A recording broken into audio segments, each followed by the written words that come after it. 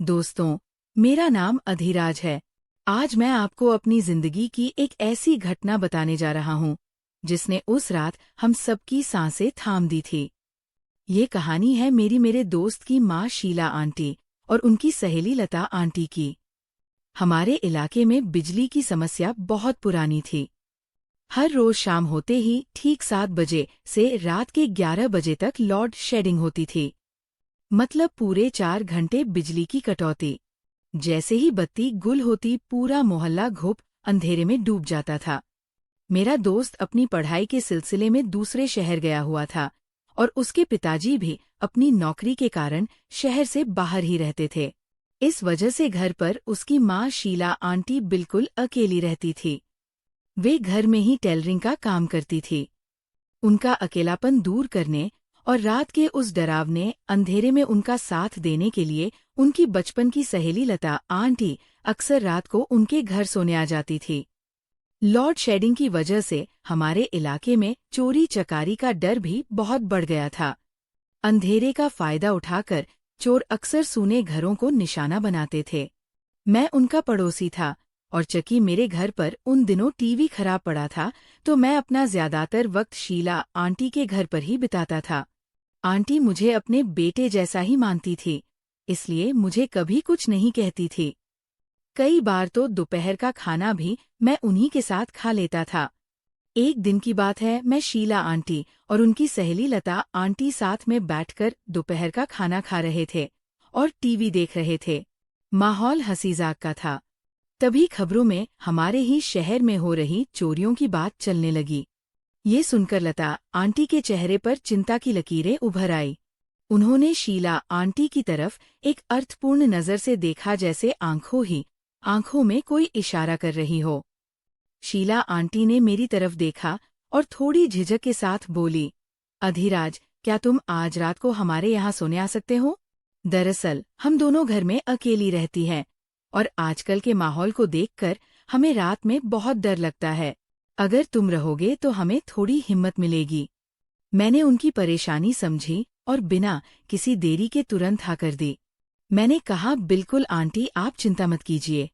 मैं रात को 9 बजे खाना खाने के बाद आ जाऊंगा। इस पर उन्होंने आग्रह करते हुए कहा, अरे खाना खाकर क्यों आओगे? रात का खाना भी हमारे साथ ही खा लेना। ठीक है, मैंने मुस्कुराते हुए ठीक है कह दिया। वैसे भी उनकी बुटीक की दुकान रात 8 बजे बंद हो जाती थी। इसके बाद वे और लता आंटी 9 बजे तक घर के काम निपटाकर बातें करती थी। वादा किए मुताबिक मैं रात को ठीक 9 बजे उनके घर पहुंच गया। बाहर गहरा सन्नाटा था और स्ट्रीट लाइट भी बंद थी। घर के अंदर मोमबत्ती की हल्की रोशनी जल रही थी, जिससे दीवारों पर बड़ी बड़ी परछाइयां बन रही थी। फिर हम तीनों ने साथ मिलकर खाना खाया। उस दिन इत्तेफाक से लाइट भी अपने तय समय से ज्यादा देर तक कटी हुई थी। 10 बज चुके थे, लेकिन बिजली आने का नाम नहीं ले रही थी। खाना खाने के बाद शीला आंटी और लता आंटी अंदर के कमरे में चली गई, जबकि मैं हॉल में ही रुक गया। वहां खिड़की से हल्की हवा आ रही थी। वे दोनों अंदर के कमरे में बातें कर रही थी। बीच बीच में उनकी फुसफुसाहट मुझे सुनाई दे रही थी। उन्हें पता था कि मैं बाहर जाग रहा हूँ। लता आंटी शायद मेरे ही बारे में कुछ कह रही थी। अधिराज बहुत सुलझा हुआ लड़का है शीला, इसके होने से वाकई डर कम लगता है। तभी शीला आंटी ने मुझे आवाज दी, अधि बेटा, जरा अंदर तो आना। मैं उठकर उनके कमरे में गया। वहां माहौल में अजीब सी खामोशी थी। मोमबत्ती की लौ फड़फड़ा रही थी। शीला आंटी ने कहा, बेटा, हमें बाहर हॉल में अकेले तुम्हें छोड़ने में अच्छा नहीं लग रहा और हवा भी बहुत तेज चल रही है। खिड़कियों की आवाज से हमें डर लग रहा है। तुम यहीं हमारे कमरे में कुर्सी पर बैठ जाओ। हम सब यही बातें करेंगे जब तक लाइट नहीं आ जाती। मैं उनके कमरे में रखी कुर्सी पर बैठ गया। रात के 11 बजने वाले थे। हम तीनों बातें करने लगे। तभी लता आंटी ने मुझसे पूछा, अदी, तुम्हारी कोई गर्लफ्रेंड है क्या? तुम अक्सर फोन पर लगे रहते हो। मैंने थोड़ा शर्माते हुए जवाब दिया, नहीं आंटी, गर्लफ्रेंड तो नहीं है, लेकिन कॉलेज में कुछ अच्छी दोस्त जरूर है जिनसे मैं नोट्स वगैरह के लिए बात करता हूँ। लता आंटी ने हंसते हुए पूछा। अच्छा, बस पढ़ाई की बातें होती है या कुछ और भी? शीला आंटी भी मुस्कुराने लगी। मैंने बात को संभालते हुए कहा, नहीं आंटी, बस पढ़ाई और करियर की बातें। वैसे भी अभी इन सब चीजों के लिए वक्त कहाँ है? बातों का सिलसिला चल ही रहा था कि अचानक छत से कुछ खड़खड़ाने की आवाज आई। धप धप हम तीनों एकदम चुप हो गए। लता आंटी के चेहरे का रंग उड़ गया। ये कैसी आवाज थी? उन्होंने घबराते हुए पूछा। शीला आंटी ने मेरा हाथ पकड़ लिया। उनके हाथ ठंडे पड़ रहे थे। लगता है छत पर कोई है, वे बुदबुदाई। मैंने उन्हें शांत रहने का इशारा किया। आप दोनों यही रुकिए और दरवाजा अंदर से बंद कर लीजिए, मैं जाकर देखता हूँ। मैंने हिम्मत दिखाते हुए कहा। नहीं, आधी मत जाओ, खतरा हो सकता है। शीला आंटी ने मुझे रोकने की कोशिश की। मैंने कहा, डरिए मत, मैं बस सीढ़ियों तक जाकर देखूंगा। मेरे पास टॉर्च है। मैं दबे पांव कमरे से बाहर निकला और हॉल से होता हुआ सीढ़ियों की तरफ बढ़ा।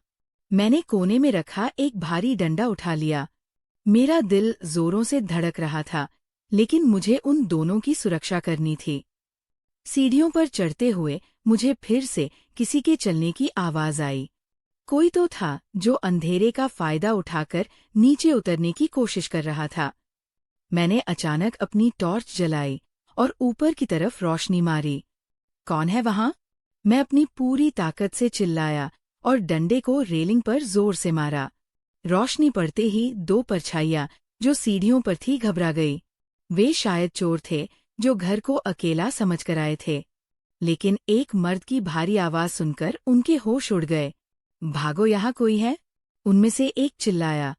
वे वापस छत की तरफ भागे। मैं भी उनके पीछे लपका, लेकिन मैंने समझदारी दिखाई और छत के दरवाजे तक जाकर ही रुक गया। मैंने देखा कि वे दोनों बगल वाली छत से कूदकर अंधेरे में गायब हो रहे थे। मैंने तुरंत छत का लोहे का दरवाजा अंदर से लॉक कर दिया और कुंडी अच्छी तरह जांच ली। जब मैं नीचे आया तो शीला आंटी और लता आंटी डरी सहमी दरवाजे के पास ही खड़ी थी। मुझे सही सलामत देखकर उनकी जान में जान आई। कौन था? लता आंटी ने कांपती आवाज में पूछा। दो लोग थे आंटी, चोर थे शायद, लेकिन वे भाग गए। मैंने छत का दरवाजा लॉक कर दिया है। मैंने उन्हें पानी का गिलास देते हुए कहा। शीला आंटी की आंखों में आंसू आ गए। उन्होंने मेरे सिर पर हाथ फेरा और कहा, आज अगर तुम नहीं होते तो पता नहीं हमारा क्या होता। हमने तुम्हें सिर्फ सोने के लिए बुलाया था, लेकिन तुमने तो एक बेटे की तरह हमारी रक्षा की। लता आंटी ने भी कहा, हाँ आधी, तुमने आज साबित कर दिया कि तुम कितने जिम्मेदार हो। कुछ ही देर बाद करीब 11 मिनट बिजली आ गई। घर रोशनी से जगमगा उठा। उस रोशनी ने उनके चेहरों से डर को भी मिटा दिया था। उस रात के बाद से उन दोनों के मन में मेरे लिए इज्जत और भी बढ़ गई। अब मैं सिर्फ उनका पड़ोसी नहीं था, बल्कि उनके घर का एक रक्षक और परिवार का सदस्य बन गया था। वे अब जब भी डरती थी, मुझे हक से बुला लेती थी और मैं हमेशा उनकी मदद के लिए तैयार रहता था। तो नमस्कार दोस्तों, आज मैं आपका अपना प्रेम आपके लिए लाया हूँ एक बिल्कुल सच्ची, रोमांचक और हैरान कर देने वाली कहानी। इस कहानी के सारे पात्र असल है, बस गोपनीयता के लिए नाम बदल दिए गए हैं। उन दिनों की बात है जब मैं अपने गांव से दूर नीट की तैयारी के लिए एक बड़े शहर के नामी कोचिंग इंस्टीट्यूट में पढ़ने आया था। इंटर में 93.5% नंबर आए थे। घर में खुशी का माहौल था। पापा ने कहा, बेटा अब नीट क्रैक करना है, कोई कसर नहीं छोड़नी, इसलिए मुझे शहर भेज दिया गया। कोचिंग और कॉलेज दोनों एक ही थे, एक गांव से करीब 90 किमी दूर। रहने के लिए उसी कॉलेज के हॉस्टल में एडमिशन करा दिया गया। हॉस्टल का माहौल शुरू से ही बहुत शांत और अनुशासित था। लाइट 10 बजे बंद, सुबह 5 बजे उठना, पढ़ाई का पूरा दबाव। मुझे तो वैसे भी शांति पसंद थी, इसलिए 2-4 दिन में ही मैं पूरी तरह सेट हो गया। हॉस्टल की पूरी देखरेख एक महिला करती थी। नाम था सुजैन मैडम। उम्र करीब 40 से 42 साल। देखने में सख्त, गोरा रंग, लंबा कद, हमेशा साड़ी में रहती। चेहरे पर कभी मुस्कान नहीं दिखती थी। लड़के चुपके चुपके कहते थे, ये तो हिटलर है। उनका असिस्टेंट था ऋषभ भैया। 27 से 28 साल का हैंडसम लड़का, जिम जाता था, हमेशा साफ सुथरा रहता। रसोई की जिम्मेदारी मनोज अंकल के पास थी। उम्र 48 से 50 के आसपास। मोटा तगड़ा शरीर, हमेशा हंसते रहते। उनकी मदद के लिए आबिदा आंटी थी। 35 से 36 साल की, साधारण सी दिखती थी, लेकिन काम बहुत तेज करती थी। मैं तो बस पढ़ाई में डूबा रहता। सुबह 5 बजे उठना, क्लास, सेल्फ स्टडी, रात 12 बजे सोना, यही रूटीन था। हॉस्टल में कभी कभी कान्हा फूंसी चलती रहती कि स्टाफ के बीच कुछ खिचड़ी पक रही है, लेकिन मैं इन सब बातों को बेकार की अफवाह समझकर इग्नोर कर देता था। मेरा फोकस सिर्फ नीट पर था। ऐसे ही दिन गुजरते रहे। 10 महीने हो गए थे और परीक्षा के सिर्फ 25 से 26 दिन बाकी थे। एक रात की बात है, मैं पूरा दिन पढ़ता रहा था। शाम का खाना भूल गया। रात के ठीक 9 बज रहे थे। अचानक तेज भूख लगी। मेस बंद होने का टाइम था। फिर भी मैं भागा भागा मेस पहुंचा। मेस में लाइट जल रही थी, लेकिन कोई नजर नहीं आया। मैं बेंच पर बैठकर इंतजार करने लगा। सोचा शायद कोई काम कर रहा होगा। 10 से 15 मिनट बीत गए, कोई नहीं आया। अब भूख से पेट कुलबुला रहा था। मैं उठा और रसोई की तरफ बढ़ा। जैसे ही रसोई के दरवाजे के पास पहुंचा, अंदर से कुछ धीमी धीमी आवाजें आने लगी। हंसी-मजाक और फुसफुसाने की आवाजें थी। मेरा दिमाग ठनका। सीधे अंदर जाना ठीक नहीं लगा। मैं चुपके से बाहर घुमा। किचन की एक तरफ दीवार में ऊपर एक पुराना रोशनदान था, करीब 8 से 9 फीट ऊंचा। कोने में लकड़ी की सीढ़ी पड़ी थी। मैंने फटाफट सीढ़ी उठाई, रोशनदान के नीचे लगाई और धीरे धीरे ऊपर चढ़ गया। ऊपर पहुंचते ही मैंने चुपके से अंदर झांका। जो नजारा दिखा, मेरी आंखें फटी की फटी रह गई। अंदर का माहौल हॉस्टल के नियमों से बिल्कुल अलग था। हमारी सख्त सुजैन मैडम, जो हमेशा गुस्से में रहती थी, वहां एकदम रिलैक्स मूड में थी। उन्होंने अपने बाल खोल रखे थे और चेहरे पर एक अलग ही मुस्कान थी।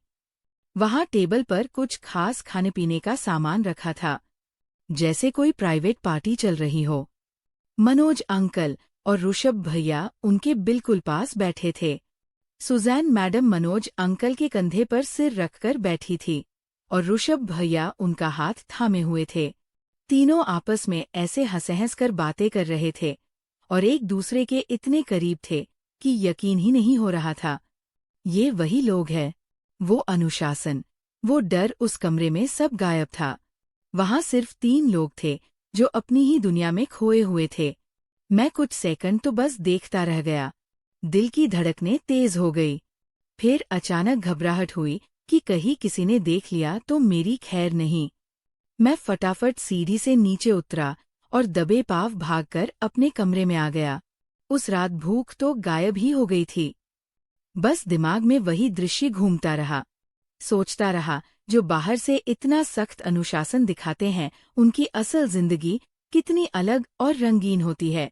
तो दोस्तों, ये थी मेरी हॉस्टल की वो सबसे हैरान करने वाली रात। उस दिन के बाद मैंने कभी मेस में देर से जाने की गलती नहीं की और ना ही कभी किसी से इस बारे में बात की। कैसी लगी आपको ये सच्ची घटना? कमेंट में जरूर बताना। मिलते हैं अगली कहानी में।